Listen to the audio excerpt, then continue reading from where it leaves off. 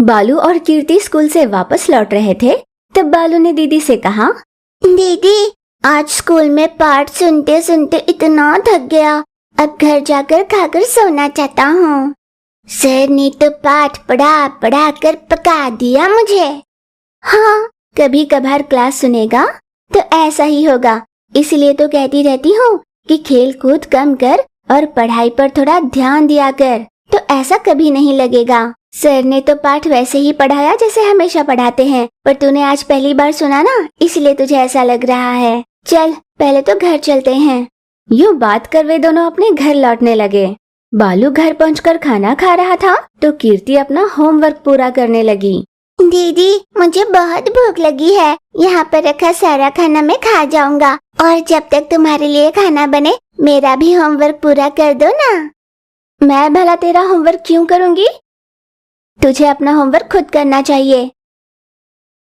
दीदी, बचपन से तू ही तो हर मुसीबत में मेरा साथ देते आई है ना, सिवाय तुम्हारे मेरा भला कौन है दीदी?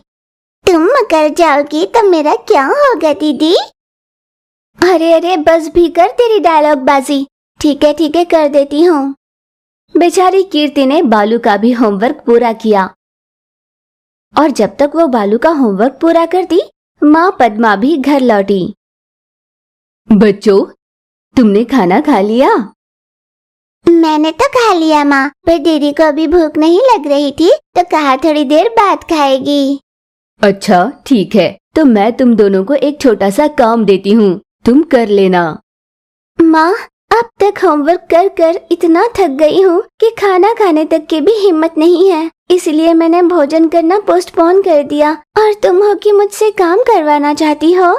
सुबह से मुझे इतनी भूख लग रही थी कि मैंने ठूस ठूस कर खाना खा लिया, और पेट इतना फुला है, मुझसे काम कैसे हो पाएगा माँ? ना माना, मुझसे तो कोई काम नहीं होने वाला। हाँ माँ, वो खा खा कर थक गया है और मैं लिख लिख कर थक गई हूँ, हमसे और कोई काम नहीं होगा। कोई बहाना नहीं चलेगा, मैं जो काम बताऊंगी वो तुम्हें करना ही होगा। हर दिन मैं इतना सारा काम करती हूँ, और मेरा बताया छोटा सा काम तुमसे नहीं होता। बस करो मेरी माँ, लेक्चर मत दो, बता भी दो क्या काम करना है। तुम जाओ माँ। बच्चे काम कर लेंगे इस भरोसे से माँ चली गई। बालू, माँ कब से कहे जा रही थी कि मैं कितना काम करती हूँ, तुम्हें क्या पता, मेरी मेहनत का तुम्हें अंदाजा नहीं है, मैं कितना थक जाती हूँ ये तुम जान भी नहीं पाओगे। माँ हमेशा यही सुनाती है, पर माँ ये नहीं जानती कि दिन भर क्लास में पाठ सुनकर और इतनी शरारतें कर हम कितना थक जाते हैं। ये माँ को कैसे समझाएं? हाँ दीदी, माँ क्या जाने कि स्कूल का भारी बैग उठाकर ले जाने में हमें कितनी दिक्कत होती है। माँ हमसे कोई काम न करवाए, इसके लिए मेरे पास एक उपाय है दीदी, सुनोगी? यूँ बालू दीदी से कुछ कहने ही वाला था कि पद्मा वापस घर आई। मैंने तुमसे काम करने के लिए तो कहा, पर क्या काम करना है यही नहीं बताया। सुनो, वॉशिंग मशीन में कपड़े धोने के लिए डाल देना, और मैंने कुछ सब्जियां लाई थी, उन सभी सब्जियों को फ्रिज में अच्छे से रख देना।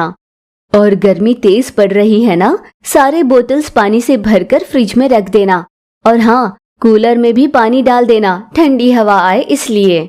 तब तक मशीन में कपड़े धुल जाएंगे तो उन्हें डोरी पर सूखने के लिए डाल देना।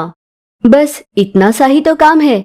ये सारे काम एक बार हो जाए, फिर इसके बाद जो मर्जी वो कर लेना। माँ ने दिन भर का काम बताया और कह रही है कि बस इतना सा ही तो काम है। माँ हमसे कभी कोई काम न करवाए, इसके लिए मेरे पास एक उपाय है दीदी, चलो बताता हूँ। बालू कीर्ति को अपने साथ ले जाने लगा। बालू, तू करना क्या चाहता है, मुझे बता तो सही। बालू जो सोचता है ना, उसका कोई मुकाबला नहीं। मेरे उपाय पर कमेंट न करो, कामली मेरे साथ चलो, और जब मैं कहूँ उस पर कमिट हो जाओ। ये कहकर बालू धोने वाले कपड़े ले गया और उन्हें कमोड में डाल दिए। अरे अरे बालू, ये तो क्या कर रहा है? माँ को पता चलेगा तो बहुत पिटाई होगी। दीदी, कहा ना मैंने कोई कमेंट नहीं करना। फिर उसने सब्जियां ली और वॉशिंग मशीन में डालकर उसे ऑन कर दिया। कुछ देर तक मशीन चला और फिर अजीब अजीब आवाजों के साथ धड़ाम से रुक गया। उन अजीब आवाजों को सुन पद्मा दौड़कर उनके पास आई। कमोड में कपड़े और वॉशिंग मशीन में सब्जियों को देख उसका सर फिर गया। मैंने तुमसे कहा क्या था और तुम दोनों ने किया क्या? माँ, हमने वही तो किया जो तुमने हमसे करने के लिए कहा। वॉशिंग मशीन में कपड़े डाले और फ्रिज में सब्जियाँ, देखो। ये कहकर बालू ने वॉशिंग मशीन और कमोड की तरफ इशारा किया। अरे ओ मंद बुद्धि, क्या तुम्हें वॉशिंग मशीन और कमोड का कोई फर्क नहीं पता? तुम दोनों से काम करवाने की बहुत बड़ी गलती कर दी मैंने। आइंदा कभी तुम दोनों से काम करवाने की गलती नहीं करूंगी। तौबा तौबा। गलती पर पछताकर पद्मा चली गई। फिर कुछ देर बाद वापस लौटकर, मैंने तुमसे बोतल में पानी भरने के लिए कहा था, उसका क्या किया? यही देखने के लिए पद्मा रसोई में गई तो उसने देखा बच्चों ने फ्रिज को लिटाकर पानी चलाकर पाइप उसमें छोड़ दिया था। माँ, तुम्ही ने तो कहा था कि फ्रिज में पानी भर दो। हमने वही किया। उस दिन पद्मा ने ठान लिया कि आज के बाद वो कभी भी अपने बच्चों से घर का कोई काम करने के लिए नहीं कहेगी। काम से छुटकारा मिलने पर शरारती बालू और कीर्ति बहुत खुश हो गए। बालू खुबानी के पेड़ पर चढ़कर खुबानी खा रहा था। बालू, बस भी कर, कितने फल खाएगा? पिछले 1 घंटे से पेड़ पर चढ़ा बैठा खाए जा रहा है। क्या इतने फल खाकर तो ऊब नहीं गया? दीदी, तुम फल खाकर ऊब जाती होगी, पर जैसे जैसे मैं फल खाता जाता हूँ ना, मुझे और भी खाने की इच्छा होती है। हाँ हाँ, मैंने तेरी बहुत सुन ली। अब जल्दी उतर भी जा। ये बोरी पूरी तरह से फल से भर चुकी है और उससे भी कई ज्यादा भरा तेरा पेट दिखाई दे रहा है। और खाएगा ना तो कहीं फट न जाए तेरा पेट। अब आ भी जा। अरे दीदी, बस भी करो, नजर लगाओगी क्या? यूं मेरे खाने पे नजर ना लगाओ। इस डाली के किनारे पर कुछ फल लगे हैं, मैं उन्हें तोड़कर ले आता हूँ। बालू धीरे धीरे उस डाल के किनारे की ओर सरकने लगा तो उसे महसूस हुआ जैसे डाल टूटने वाली है। बालू घबराया। दीदी, लगता है जैसे ये डाल टूटने वाली है। दीदी, मुझे बचा लो ना, मैं गिर जाऊंगा। दीदी, दीदी, मुझे बचा लो। डाल टूट रही है? अरे ऐसा कुछ नहीं होगा। जा जा, उस किनारे पर फल लगे हैं ना, जाकर उन्हें तोड़ ले। वैसे भी तुझे खुबानी बहुत पसंद है ना, जा जा तोड़ ले। और तूने कहा भी था ना, जैसे जैसे तू खुबानी खाता है तुझे और खाने का मन होता है। दीदी, यहाँ मेरी जान खतरे में है और तुम्हें मजाक सूझ रहा है।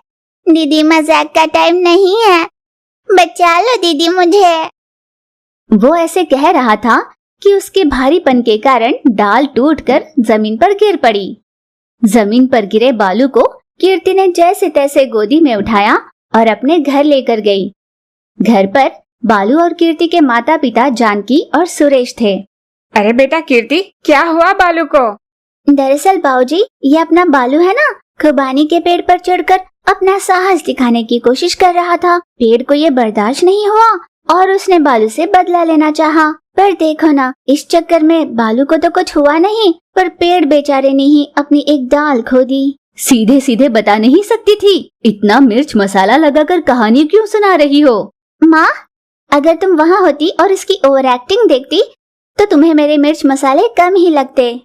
यूं कीर्ति माँ बाबूजी को वहाँ की सारी बात बता रही थी कि तभी बालू को होश आया और वो झट से उठ खड़ा हुआ। ओए माँ, हाथ में दर्द हो रहा है और पैर में भी। खैर दीदी, हमने कुछ देर पहले बहुत सारी खुबानी बोरी भरकर लाई थी ना, तुमने वो बोरी कहाँ रखी? डाल से गिरकर चोट लगवा ली, फिर भी तेरी अकल ठिकाने नहीं आई। अब भी तुझे फल ही खाने हैं? हाँ, मुझे फल खाने हैं मुझे। बालू की जिद के आगे वे कुछ न कर पाए, इसलिए सुरेश को उसके लिए फल लाने ही पड़े। बालू के साथ साथ घर के सभी उसके साथ बैठकर फल खाने लगे। अरे ये क्या, ये सभी तो बड़ी तेजी से खुबानी पर हाथ मार रहे हैं। ऐसा हुआ तो मेरे लिए क्या बचेगा? मुझे अपनी तेजी बढ़ानी होगी।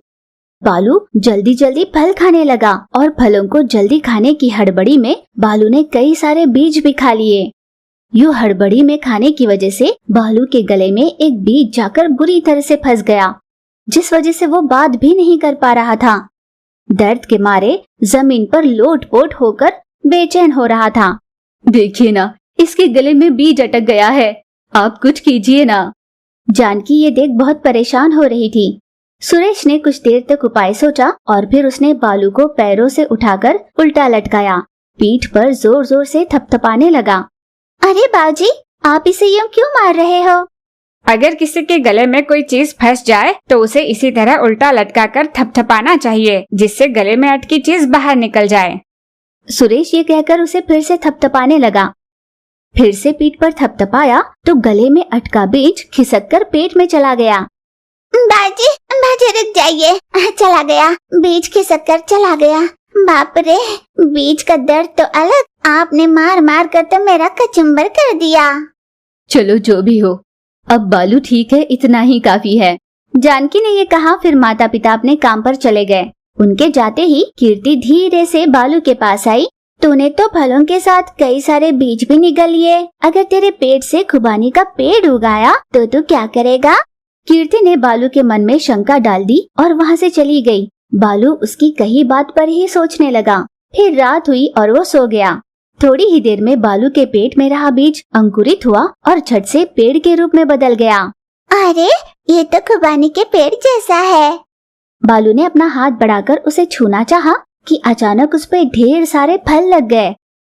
दीदी, माँ, बाबूजी, आओ ना, जल्दी से आओ, देखो क्या हुआ है। मेरे पेट से पेड़ उग गया, मुझे डर लग रहा है। ये सब मेरे फल ठूसने की वजह से ही हुआ है।